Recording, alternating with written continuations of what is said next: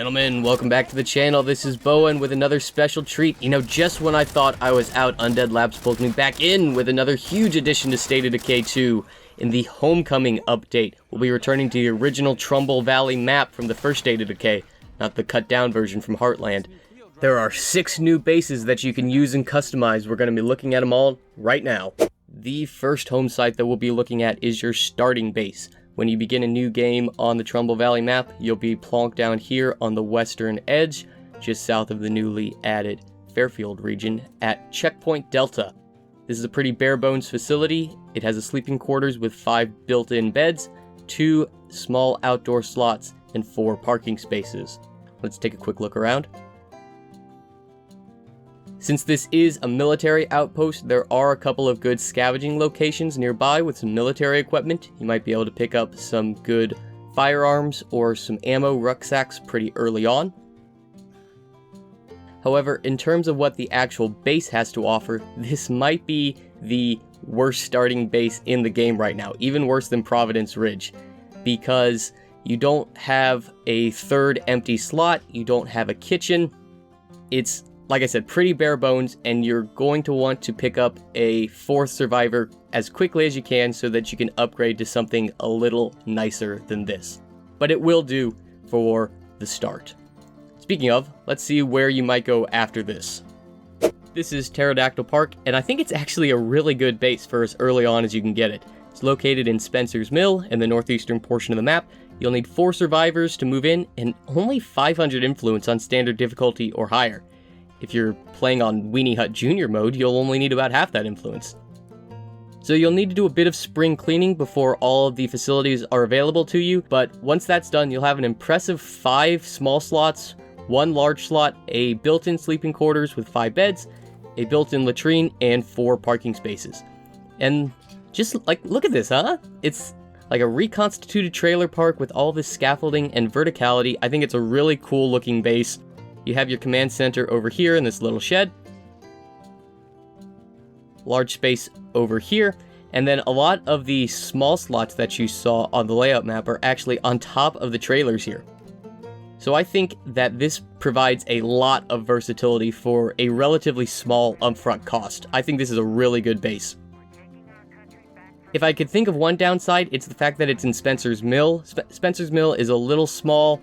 You might need to do a lot of trips into Marshall or Fairfield, but as far as the base itself, it's really good. If you're thinking about expanding your survivor roster, then you can definitely add another small sleeping quarters or pick up a couple of outposts with beds. So this definitely gets my thumbs up. But let's look at something maybe a little bigger.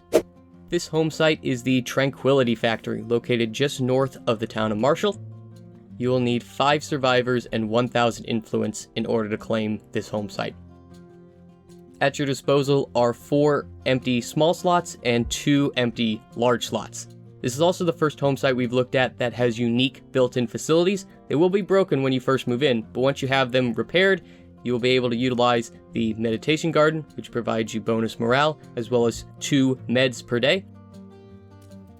And you will also be able to use the factory incinerator, which you can use to burn your excess resources in order to provide a big boost to your community's morale.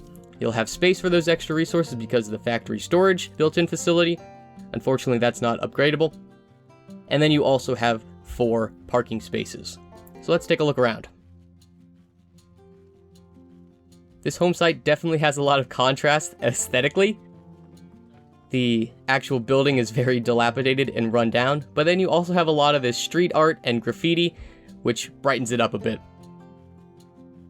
It has a prime location on the map, being just north of Marshall. By far the biggest area that has the most resources available to you, so your scavenging trips will be pretty short and fruitful.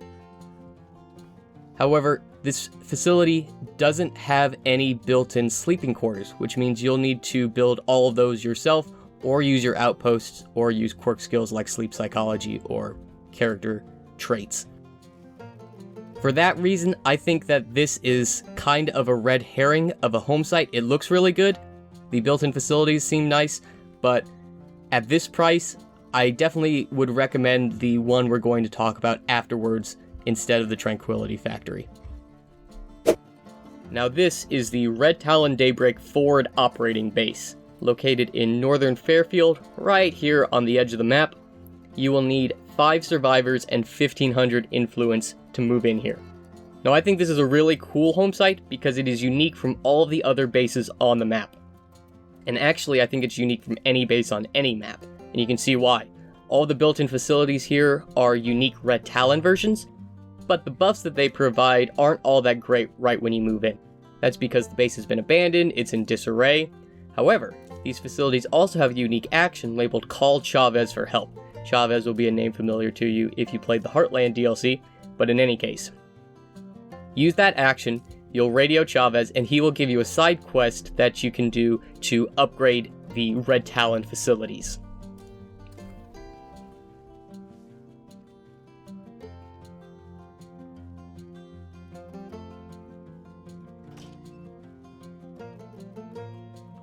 In addition to all the Red Talon facilities, you also have a empty large slot and an empty small slot.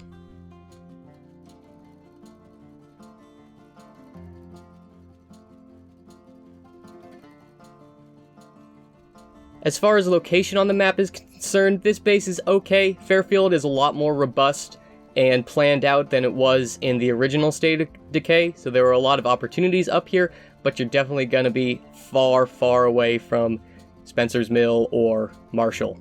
Expect a lot of road trips and eating up a lot of gas.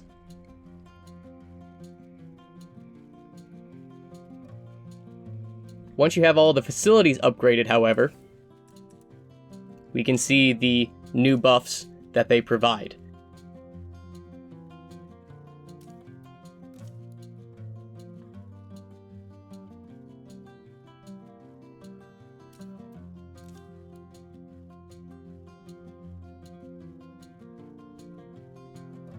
In addition to these buffs, in the process of finishing the side quests, you will also pick up a new survivor. This is Jenkins. He is actually a Red Talon operative, so he has really good stats. I don't know if these are randomly generated or if they're specific to the character himself, but you will be able to pick up a new, very strong survivor just by claiming this base. Now we're moving on to some of the larger home sites. This is the Farmland Compound. It is located smack dab in the center of the map. You will need 6 survivors to move in here and a whopping 3,500 influence. That sounds like a steep price, but I'm going to show you this base has some very appealing characteristics. Mainly, it has 4, count them 4, empty large slots that you can use, in addition to 2 empty small slots. It also has a built-in kitchen, a built-in infirmary, a built-in sleeping quarters with 6 bunks, and a passive that provides an additional 2 bunks with a morale penalty. So that's 8 beds for 1 small slot. It also has a built-in storage facility that is upgradable, as well as 4 parking spaces. So let's take a quick look around here. All of the walls for this home site are protected against zombies. They either have barbed wire or spikes, so the only way in or out is through 2 doors.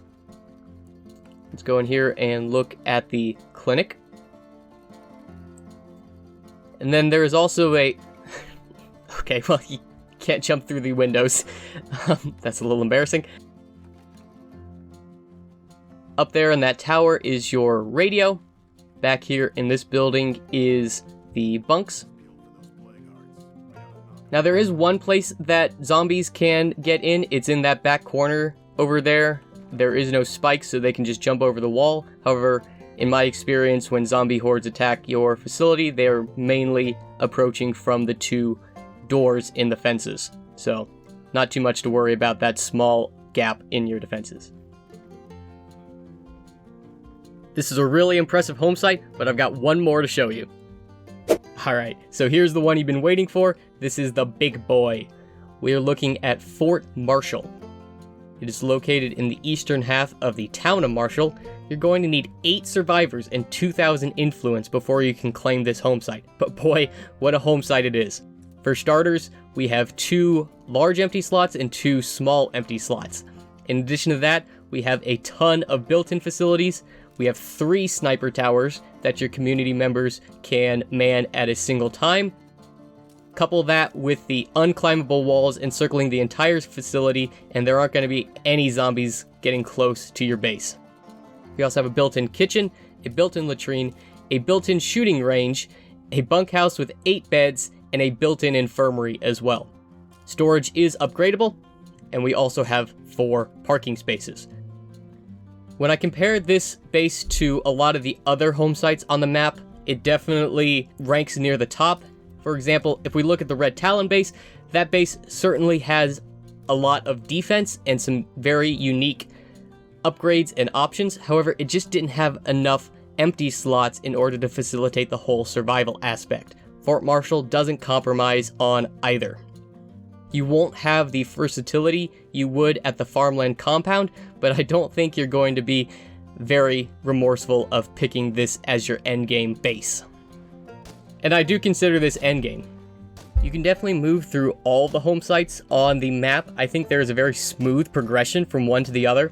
However, honestly, I think you could probably slingshot from the Pterodactyl Ptark right to Fort Marshall or the Farmland Compound for your endgame. I think Pterodactyl Ptark is that good. This base also has some primo real estate. You are in downtown Marshall. It is the largest urban area with a ton of resources and scavenging areas, places to explore, things to do, missions to complete. You are definitely not going to be bored taking the Fort Marshall home site.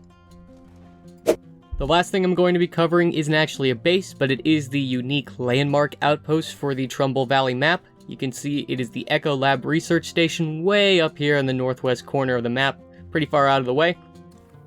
There will be a play card up here that you'll need to destroy before you can claim this outpost, but once you do, it gives you a lot of options on how to basically weaponize the Blood Plague.